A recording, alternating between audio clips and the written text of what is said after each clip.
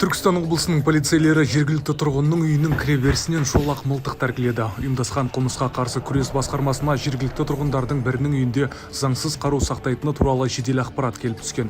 Аталған дерек қаруды, оқ-дәрілерді, жарылғыш заттар мен жарылғыш құрылғыларды заңсыз алу, беру, өткізу, сақтау, тасымалдау немесе алып жүру бабы бойынша тіркелді. Түркістан облысы полиция департаментінің ұйымдасқан қылмысқа қарсы күрес басқармасына жергілікті тұрғынның бірі өз үйінде заңсыз қару-жарақ сақтауы мүмкін деген жедел ақпарат келіп түсті. Бұл дерек Қазақстан Республикасы қылмыстық кодексінің 287 бабының 3 бөлігі бойынша тіркелді. Жедел іздестіру іс-шараларын өткізу барысында Түркістан облысы полиция департаментінің ұйымдасқан қылмысқа қарсы күрес басқармасының қызметкерлері күдіктінің жеке басын, яғни оның Сауран ауданының тұрғыны екенін анықтап ұстады. Жедел уәкілдер күдіктінің үйіне тінту жүргізу кезінде оның кіреберіс бөлмесінен 16 калибрлі шолақ мылтық пен атылған оқтарды тауып тәркілеп алды.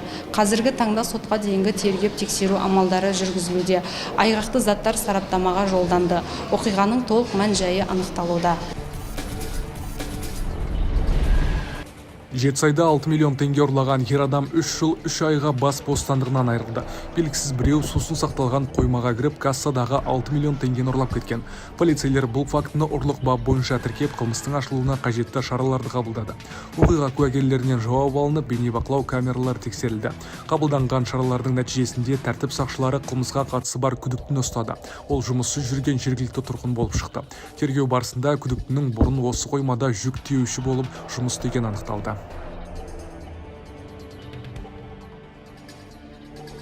Ұрлық жасамас бұрын ер адам қоймаға кіріп, ол жерде жұмысшылардың кетуін күтіп шамамен 5 сағат бойы жасырынған. Айғақты зат ретінде одан 1,5 миллион теңге тәркіленіп, заңды иесіне қайтарылды. Қажетті дәлелдемелер мен материалдар айыптау қорытындысымен бірге сотқа жіберілді. Нәтижесінде 23 жастағы жігіт сот үкімімен кінәлі деп танылып, 3 жыл 3 ай мерзімге бас бостандығынан айырылды.